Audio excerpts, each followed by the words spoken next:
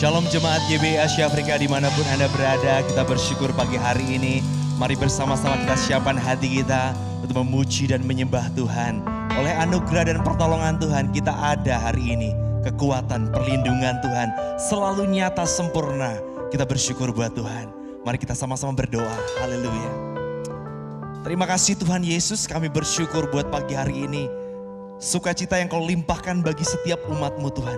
Itu sungguh nyata Tuhan. Damai sejahtera yang melampaui segala akal Engkau limpahkan, Engkau nyatakan bagi kami umat yang berpengharapan akan Engkau Tuhan. Terima kasih Tuhan. Dan bila sukacita melimpah Tuhan dan kami tetap memuji dan menyembah-Mu Tuhan. Kami menikmati kehadiran-Mu, kami menikmati Tuhan di atas segala Tuhan. Raja di atas segala raja, Allah yang hidup, Allah yang luar biasa. Kuasa-Mu sempurna atas kami. Terima kasih Tuhan. Kami serahkan ibadah pagi hari ini Tuhan. Kami boleh bersorak-sorai demi nama-Mu Tuhan. Kami boleh meninggikan Engkau Tuhan, Raja kami. Terima kasih Tuhan, kami persembahkan ibadah ini dari awal, pertengahan, hingga akhirnya di dalam satu nama Tuhan kami Yesus Kristus, Allah kami yang luar biasa. Kami berdoa, kami mengucap syukur. Bersama-sama kita katakan, amin. Haleluya. Terima kasih Tuhan. Terima kasih Tuhan. Terima kasih Yesus.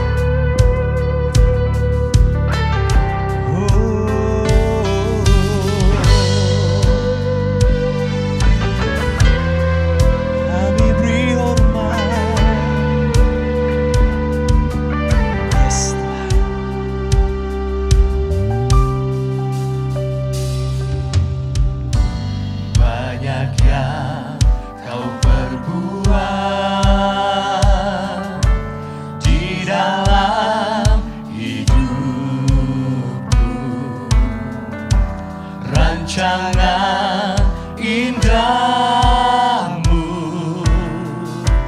terjadi di hidupku,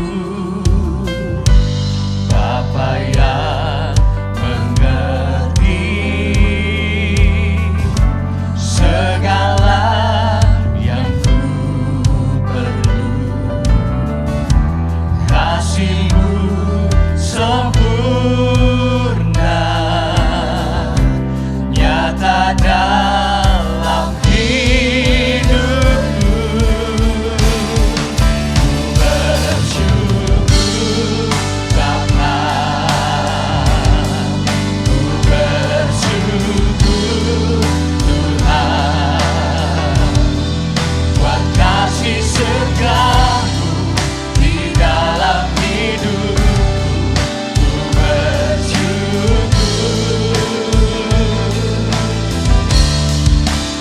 bersyukur Bapa, ku bersyukur Tuhan, buat kasih setia-Mu di dalam hidupku. Ku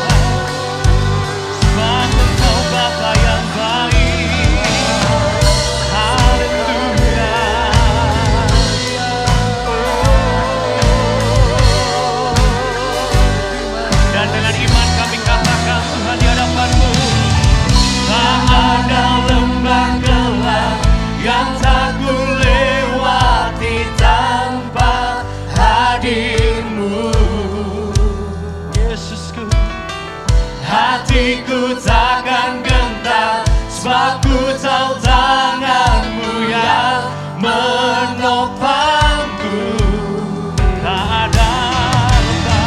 Tak ada lembah gelap yang tak ku lewati tanpa hadir-Mu.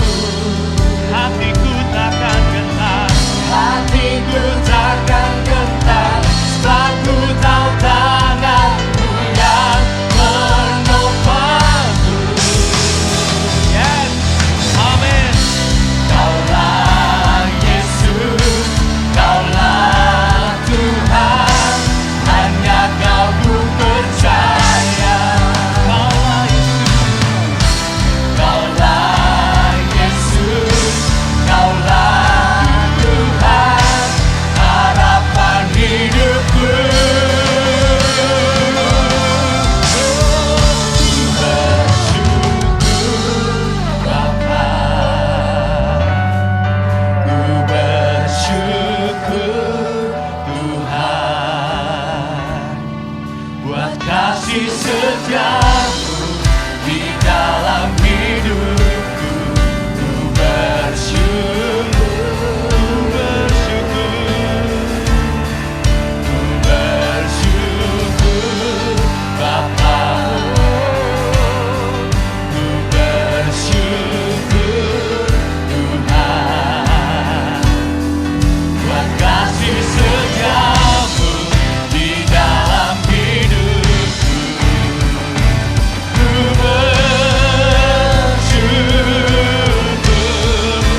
bersyukur Bapa, bagimu ku bersyukur Tuhan. Haleluya, buat kasih setiamu di dalam hidupku. Ku bersyukur bersama-sama. Ku bersyukur Bapa, ku bersyukur Tuhan, buat kasih setiamu di dalam hidupku. Ku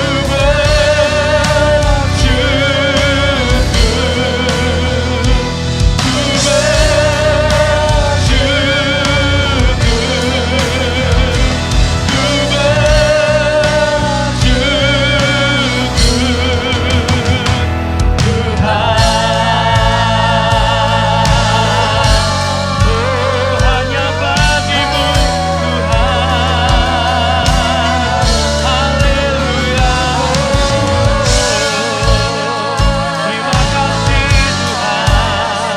Haleluya,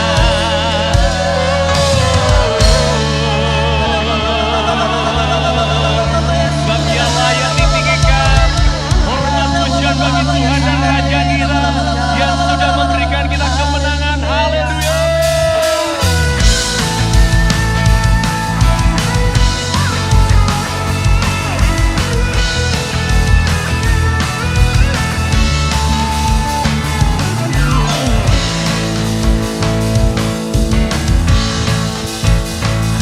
Amin. Lebih dari pemenang dalam skala perkara. Yes. Iblis telah dikalahkan oleh kuasa darahnya.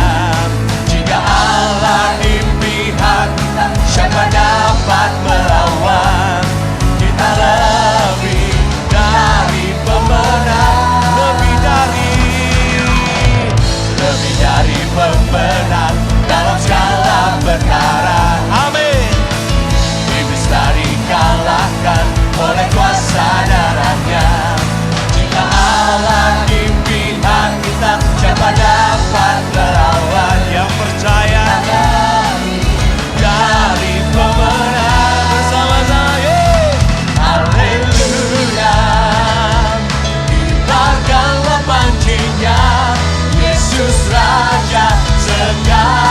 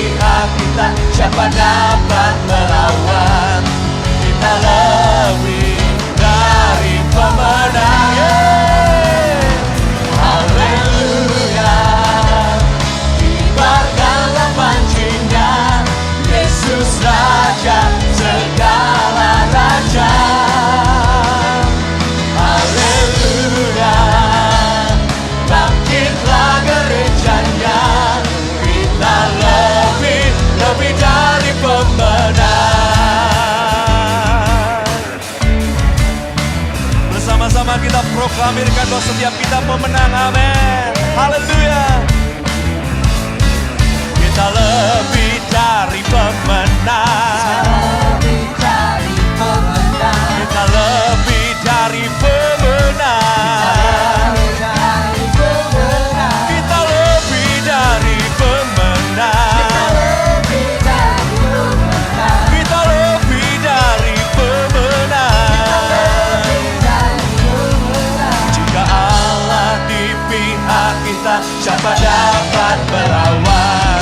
Kita lebih dari pemenang. Haleluya. Kibarkanlah pancinya, Yesus Raja segala raja. Haleluya. Haleluya. Bangkitlah gerejanya, kita lebih dari pemenang. Haleluya. Amin. Kibarkanlah pancinya, Yesus Raja. Terpujilah namamu Tuhan. Haleluya. Bangkitlah gerejanya, kita lebih dari pemenang. Kita lebih dari pemenang. Kita lebih dari pemenang.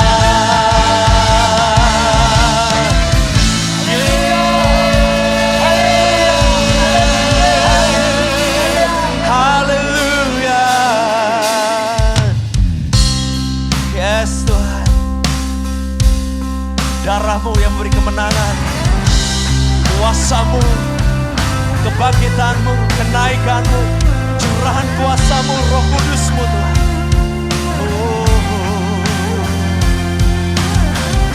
Haleluya.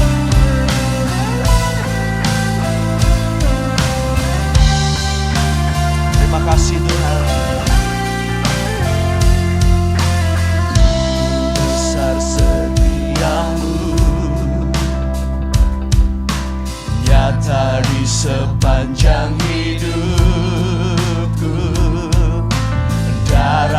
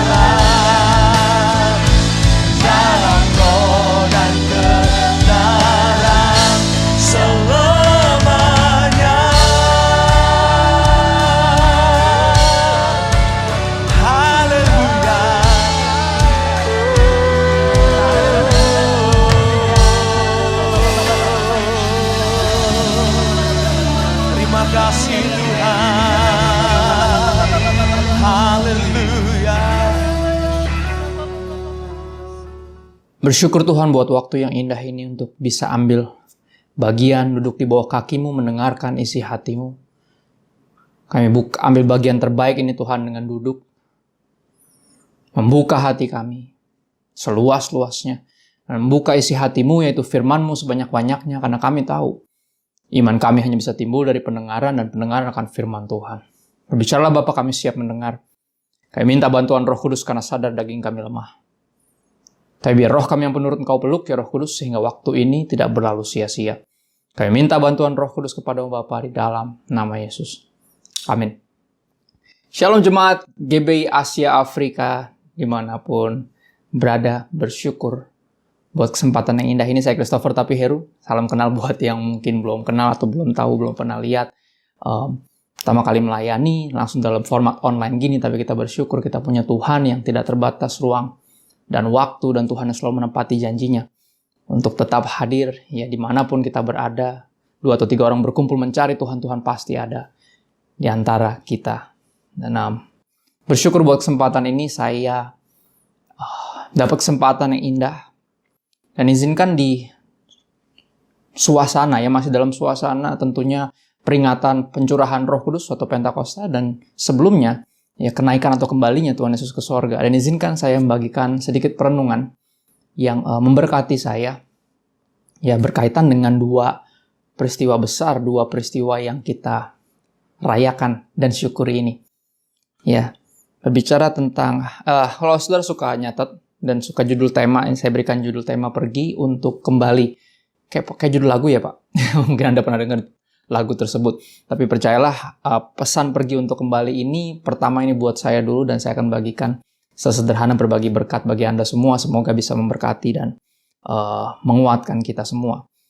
Nah, berkaitan dengan kembalinya Tuhan Yesus ke sorga, atau di kalender tertulis sebagai kenaikan Isa Al-Masih. Ya, kita ke Yohanes 14 ayat 1-3. Yohanes 14 ayat 1-3. Di bawah judul perikop Rumah Bapa atau sorga. Rumah Bapa. Tuhan Yesus berkata, janganlah gelisah hatimu, percayalah kepada Allah, percayalah juga kepadaku. Di rumah Bapa-Ku banyak tempat tinggal. Jika tidak demikian, tentu aku mengatakannya kepadamu, sebab aku pergi ke situ untuk menyediakan tempat bagimu. Ya, jadi alasan pertama yang kita ketahui, kenapa Yesus harus pergi ke sorga, harus naik ke sorga. Atau lebih tepatnya saya lebih suka pakai kata kembali ke sorga, karena dia dari sana. Ya, yang pertama adalah untuk menyediakan tempat bagi Anda dan saya. Ya, kata menyediakan tempat bagimu ini sangat, saya bilang menenangkan hati, menghangatkan hati saya. Karena saya teringat ketika aku dan istri ya, expecting atau mengharapkan kelahiran anak pertama kami, Dustin. Dan ketika tahu istriku dicek USG bahwa ternyata anaknya laki-laki, kita langsung excited. Ya, kita excited dan langsung mempersiapkan segala sesuatu yang anak ini butuhkan. Ya, kamarnya, terus tempat tidurnya kita udah siapin, dan baju-baju kita udah pilihin karena udah tahu nih laki-laki gitu ya. Dan kata menyediakan tempat bagimu ini somehow mengingatkan saya excitement itu. Ya, excitement yang kami miliki waktu itu. Dan di sini bukan berlebihan ketika saya katakan bahwa ternyata sorga excited untuk menyambut Anda dan saya. Yesus pergi ke sana untuk menyediakan tempat bagi kita. Dan dikatakan lebih lanjut, dan apabila aku telah pergi ke situ dan telah menyediakan tempat bagimu. Atau bahasa gampangnya, kalau tempatnya udah siap, ya, aku akan datang kembali dan membawa kamu ke tempatku, supaya di tempat di mana aku berada, di situ pun kamu berada. Ya, ternyata sekali lagi, sorga lebih excited menyambut kita. Bahkan saya ironisnya melebihi, ya mirisnya adalah melebihi kita punya excitement, manusia punya excitement untuk ke sana. Ya, mayoritas kita asik sendiri di dunia ini. Ya, makanya mayoritas kita takut mati. Ya, antara belum ada kepastian keselamatan atau emang kita masih nggak rela untuk meninggalkan dunia ini. Makanya saya katakan tadi, sorga jauh lebih excited untuk menyambut kita daripada kitanya untuk ke sana. Ya, tapi dia pergi bukan hanya untuk nyiapin tempat, dan kalau tempatnya udah siap dia mau datang untuk jemput lagi. Tapi ada satu lagi alasan yang powerful yang saya rindu untuk bahas kali ini, berkaitan dengan tentunya Pentakosta. Ya, hari pencurahan Roh Kudus.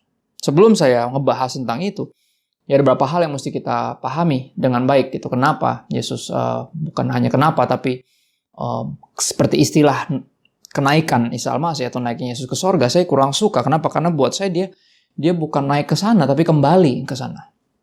Ya kalau bicara tentang naik ke sorga tanpa mati, ya di Kejadian 5 ayat 24, Henoh. Ya kita tahu di zaman sekolah minggu kita diceritain ada orang yang nggak pakai meninggal dan langsung naik ke sorga. Henoh, ya Kejadian 5 ayat 24. Berhidup bergaul dengan Allah, lalu dia tidak ada lagi sebab ia telah diangkat oleh Allah. Ya 2 Raja-Raja 2 ayat 11, Elia. Ya tentunya dijemput dengan kereta kuda berapi dari sorga dan langsung dibawa naik ke sorga. Nggak pakai meninggal. Tapi Yesus unik, kenapa?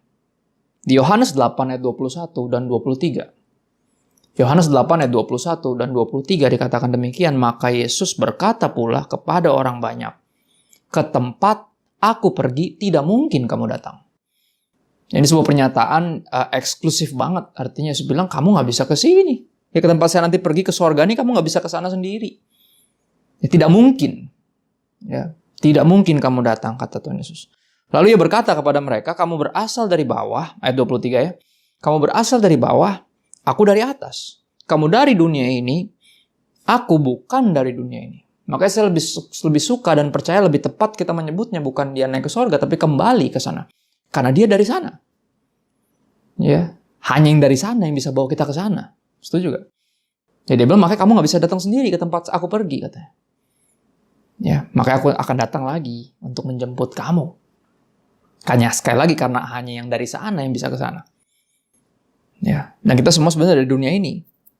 Tapi ini yang keren. Ya, ini yang unik dari kekristenan. Ya, kita memiliki kepastian keselamatan, kita memiliki jaminan bahwa Tuhan Yesus berkata bahwa saya pergi ke sana siapin tempat untukmu. Ya, bagi Anda dan saya. Sebuah jaminan yang keluar dari mulut Tuhan Yesus sendiri, dia tidak pernah ingkar janji. Ya, dia bilang dia siapin tempat buat kita di sana, nanti kalau tempatnya udah siap saya akan datang untuk jemput kamu lagi. Ya, dia lebih tepatnya kembali ke sorga. Atau lebih tepatnya pulang, kata-kata itu.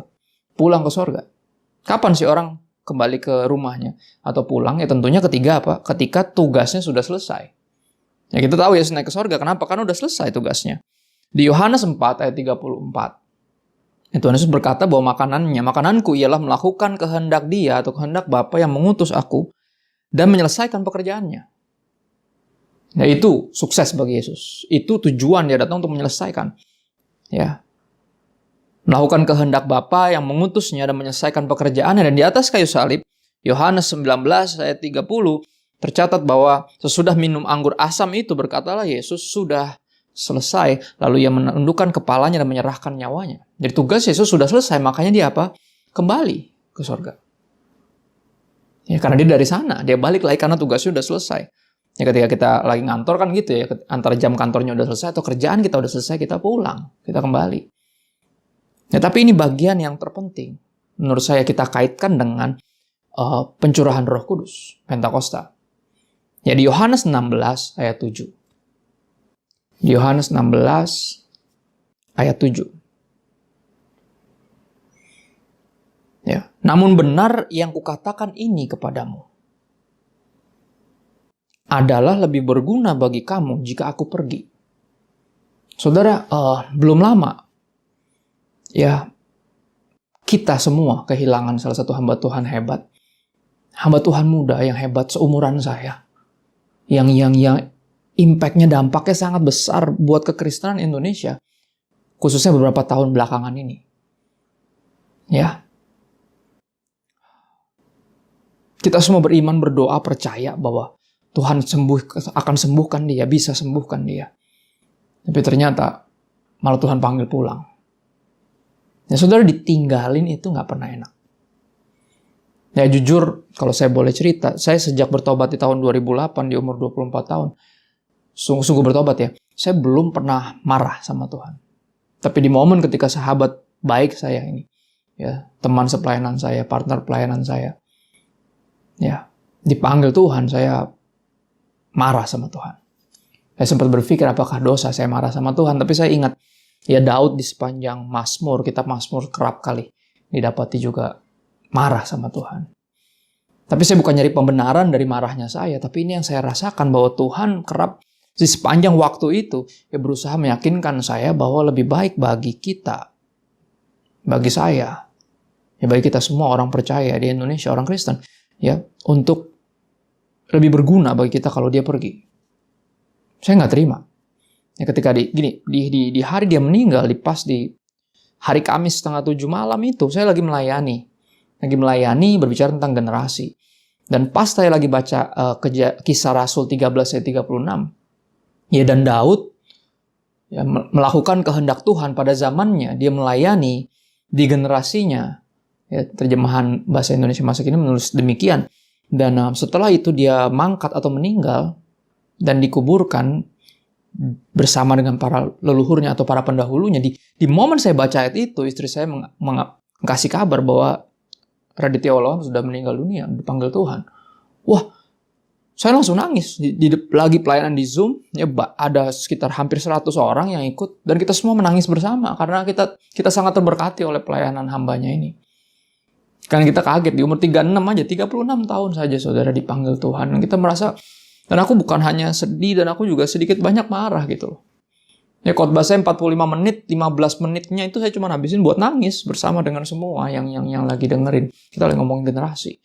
Dan jadi ayat tadi saya harus baca ulang, karena nama Daud harus saya ganti dengan nama yang baru saja dipanggil Tuhan. Di detik saya baca ayat itu, yaitu Raditya Oloan. Dan Raditya Oloan melakukan kehendak Tuhan pada zamannya. Dan dia meninggal dan dikuburkan bersama dengan para pendahulunya, para pahlawan-pahlawan iman yang udah lebih dahulu mendahului dia.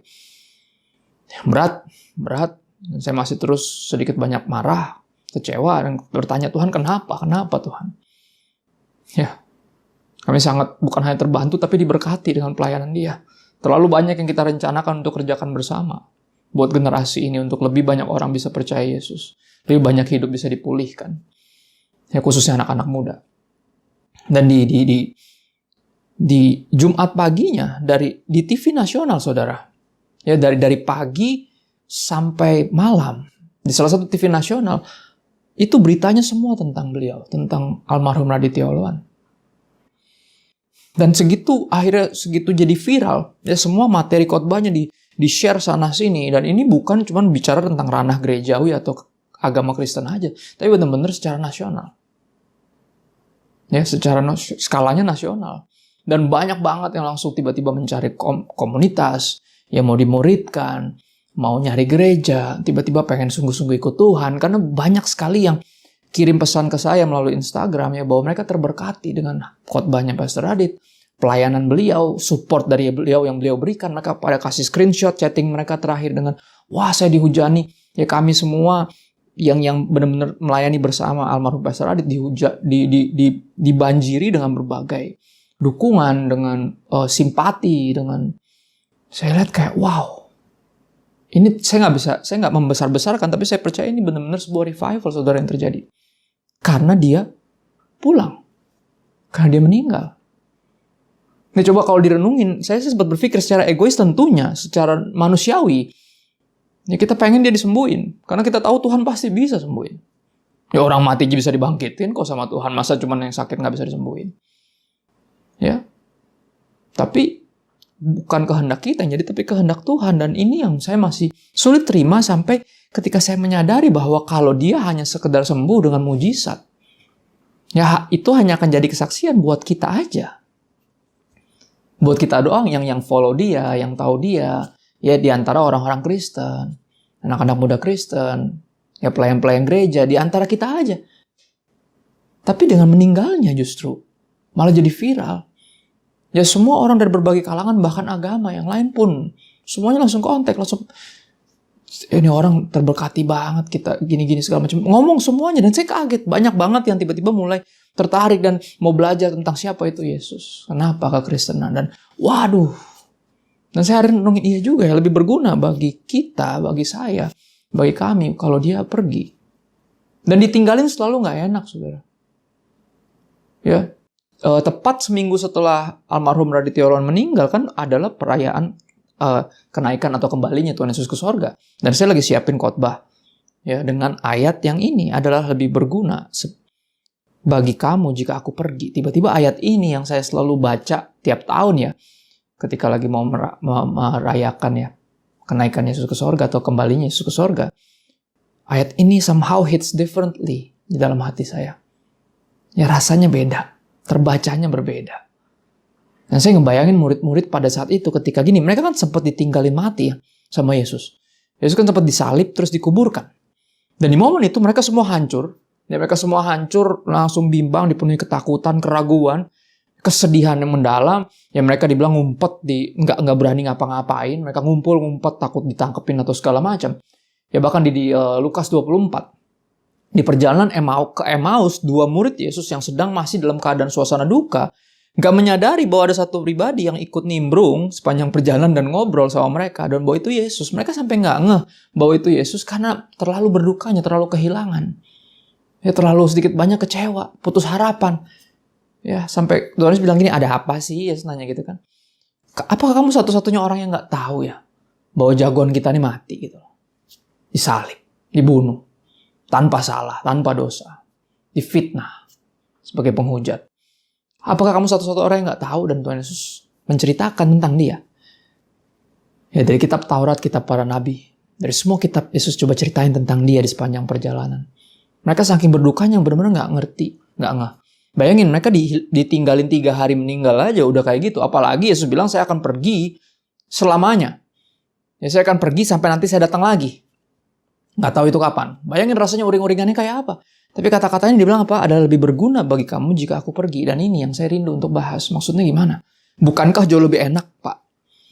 Ya ada Yesus dalam wujud manusia sampai hari ini. Sehingga kita tahu, nggak usah pusing-pusing nyari pendeta yang benar nggak? Ada Yesus.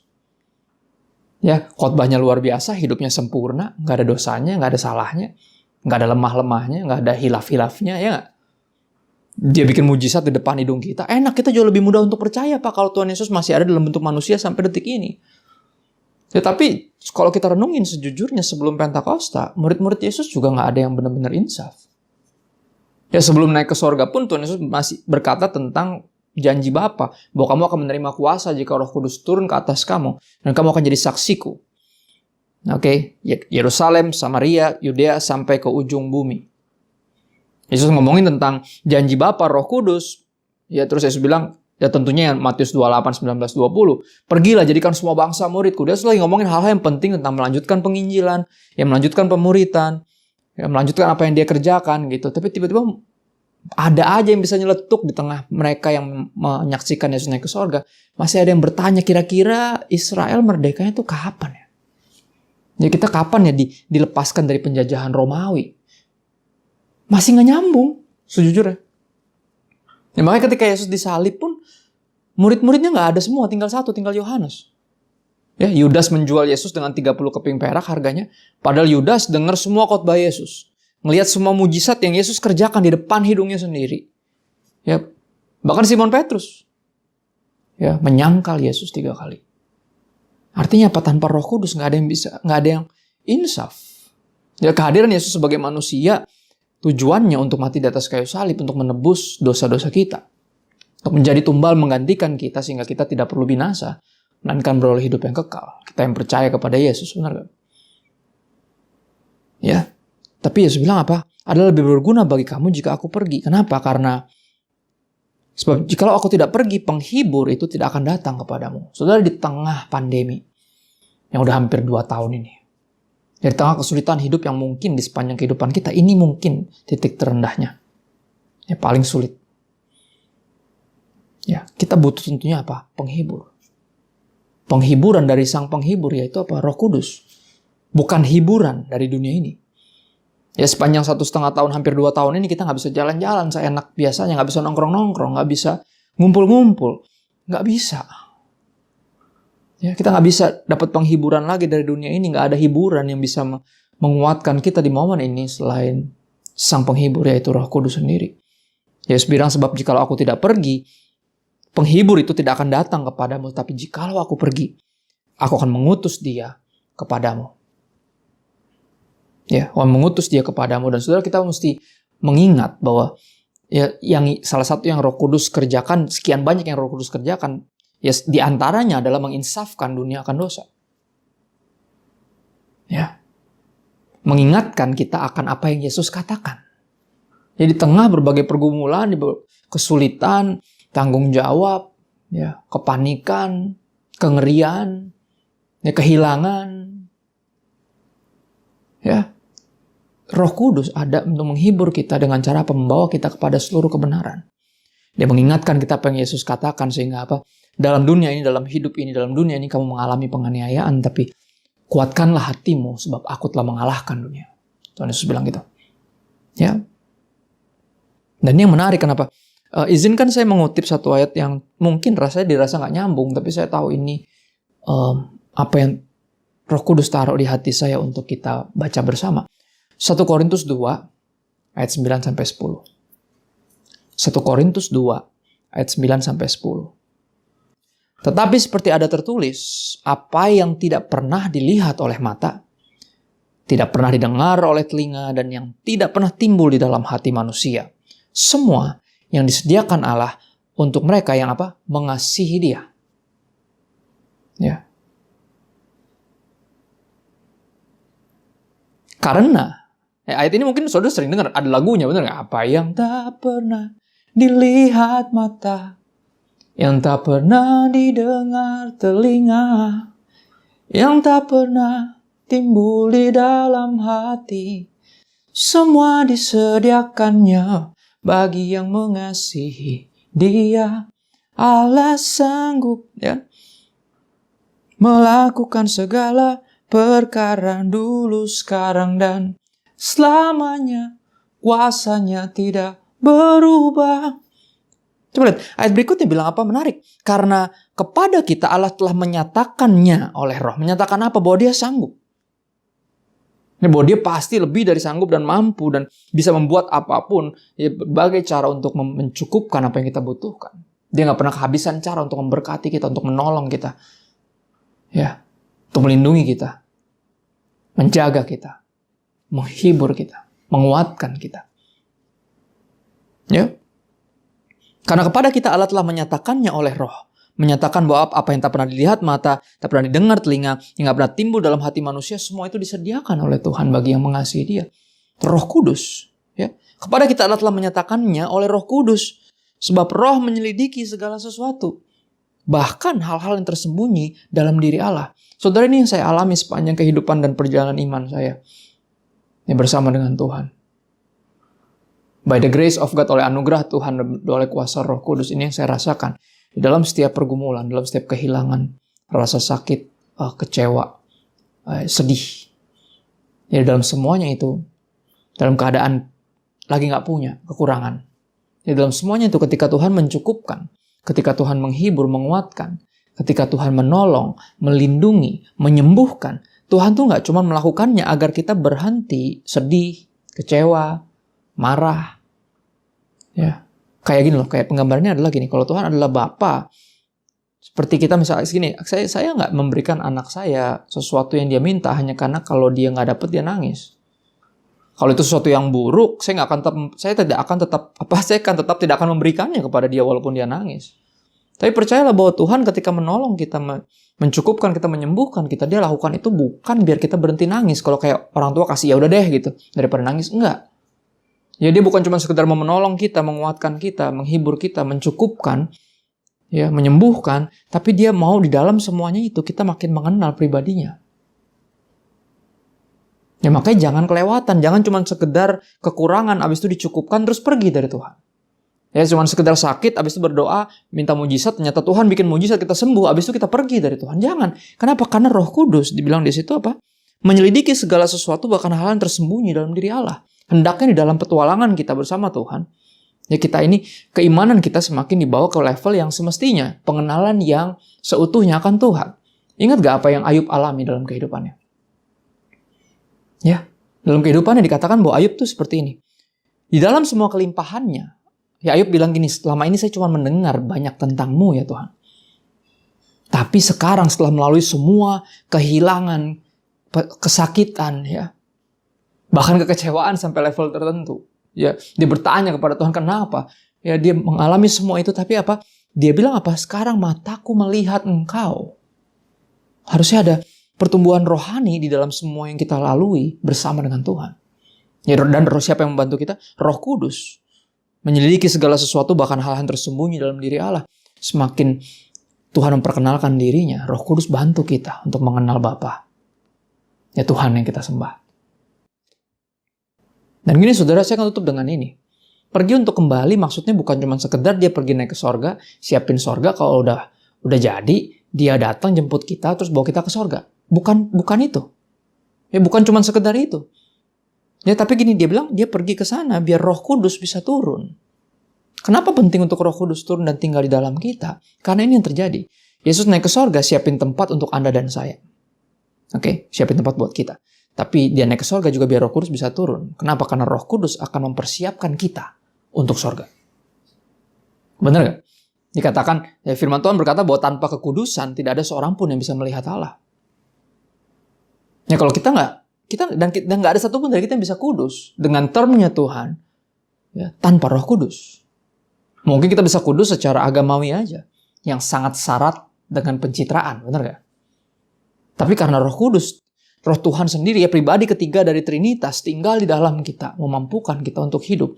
Dia melakukan semua yang diperintahkan dan menjauhi semua larangannya dengan kerendahan hati, bukan dengan mental kereligiusan. Jangan pernah lupa yang menyalibkan Yesus, yang berteriak salibkan dia adalah orang-orang yang sangat religius. Ya. Tapi apa? Kita butuh Roh Kudus.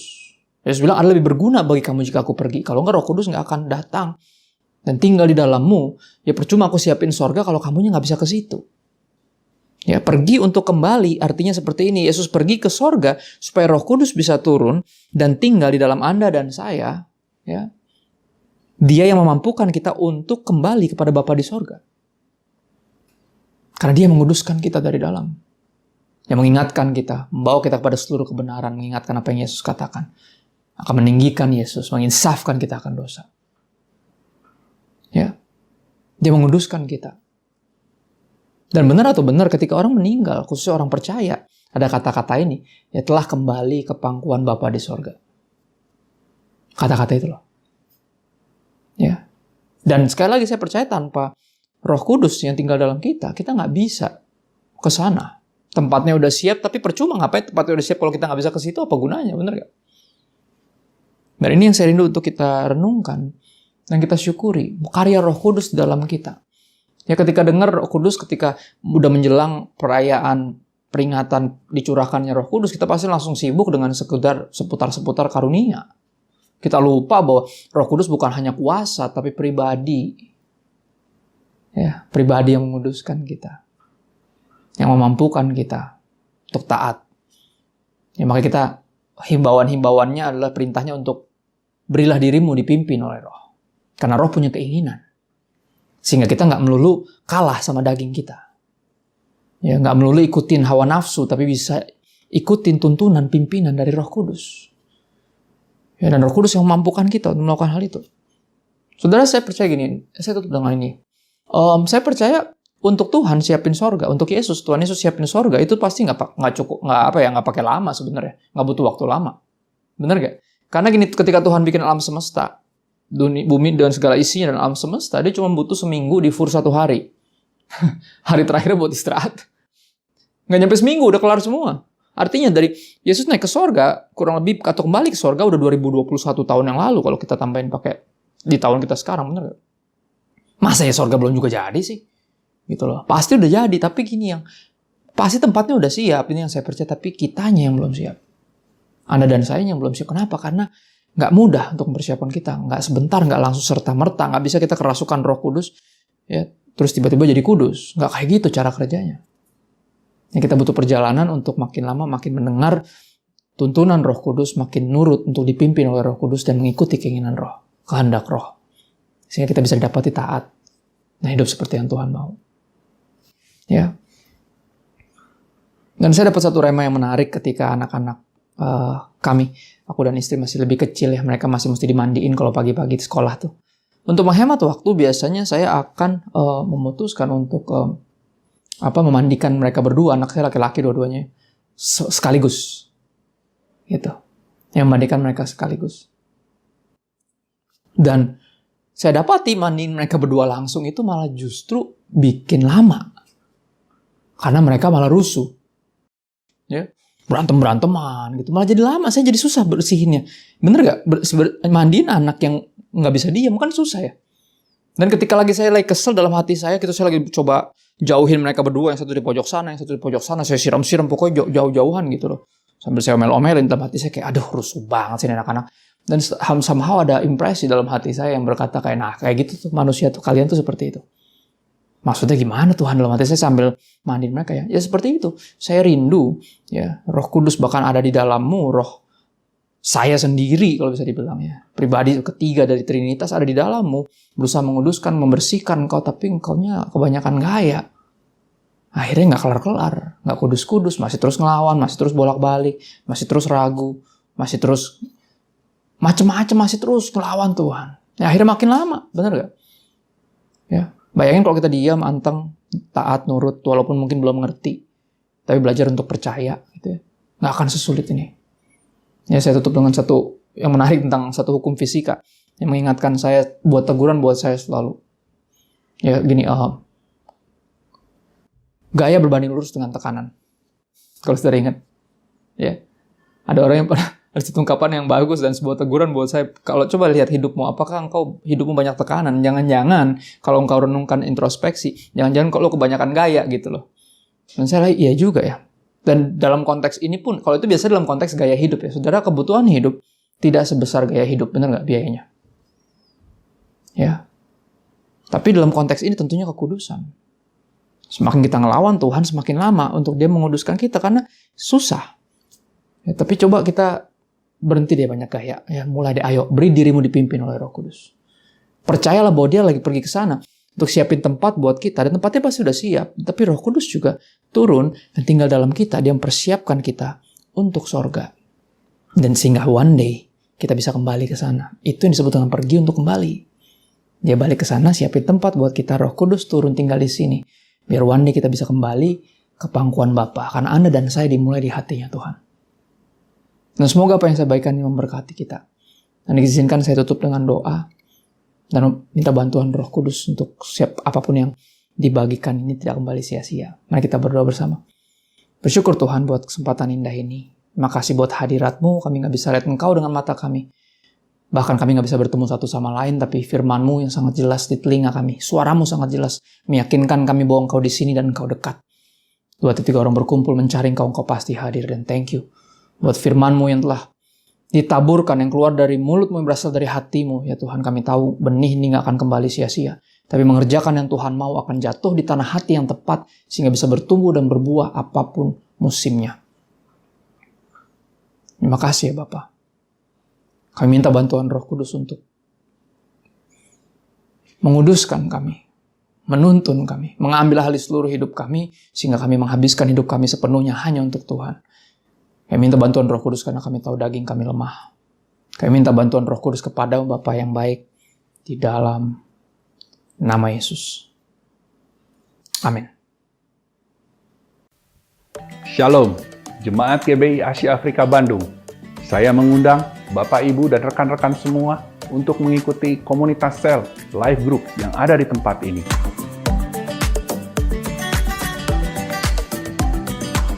Saat ini kita melakukannya melalui aplikasi Zoom. Di sana kita bisa saling melayani, saling bertumbuh sebagai tubuh Kristus. Untuk informasi lebih lanjut, Bapak Ibu bisa menghubungi nomor yang ada di layar sebagai berikut. Jangan lewatkan kesempatan yang baik ini, segera ambil bagian untuk kita bisa bertumbuh bersama. Terima kasih, Tuhan Yesus memberkati.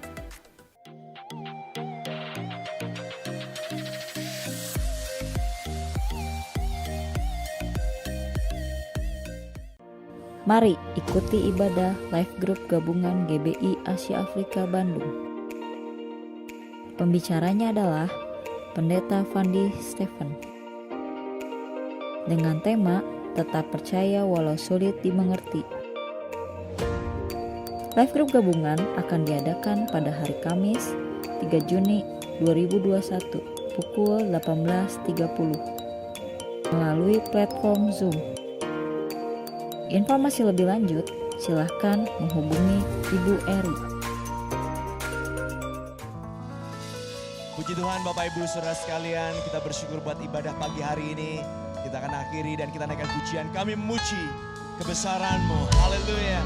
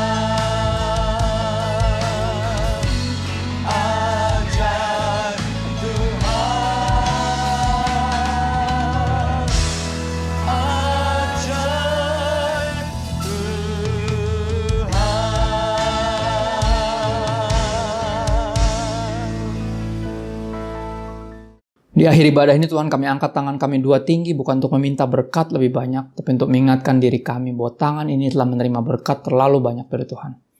You've been too good to us, Kau sudah terlalu baik dalam hidup kami. Kami angkat tangan kami dua tinggi untuk mengingatkan diri kami bahwa tujuan akhir anak Tuhan, orang Kristen diberkati bukan untuk jadi kaya, tapi untuk jadi berkat. Dan ini kerinduan kami yang terbesar, Tuhan, kami rindu untuk jadi berkat dimanapun Kau tempatkan kami, dimanapun kami berada, apapun yang kami lakukan. Izinkan kami bawa hadirat Tuhan, karena kami tahu where the Spirit of the Lord is, there is freedom. Di mana roh Tuhan sudah kemerdekaan, sehingga kami bisa jadi berkat pertama di rumah tangga kami, di keluarga kami, di tempat kami tinggal berdomisili, di tempat kami menimba ilmu, bekerja, berusaha, melayani, di kota manapun, bahkan di negara manapun. Kami percaya roh yang sama yang membangkitkan Kristus dari antara orang mati, roh itu tinggal di dalam kami. Roh Kudus yang mampukan kami untuk tidak hidup bagi diri sendiri, sehingga bisa jadi berkat bagi sesama dan memuliakan Bapa kami yang di sorga. Tuhan menghadapkan wajahnya kepadamu, menyinari engkau dengan kasih-Nya.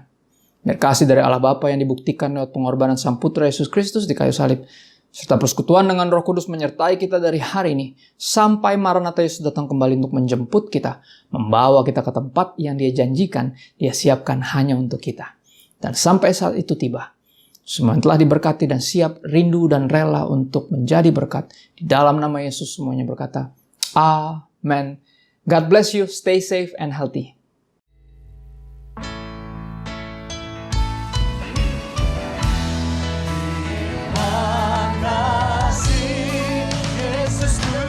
Terima kasih Yesusku, puji syukur hanya bagi Tuhanku.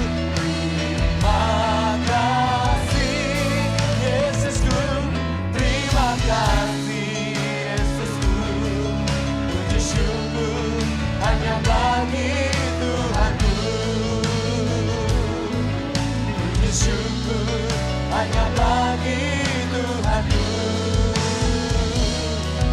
puji syukur hanya bagi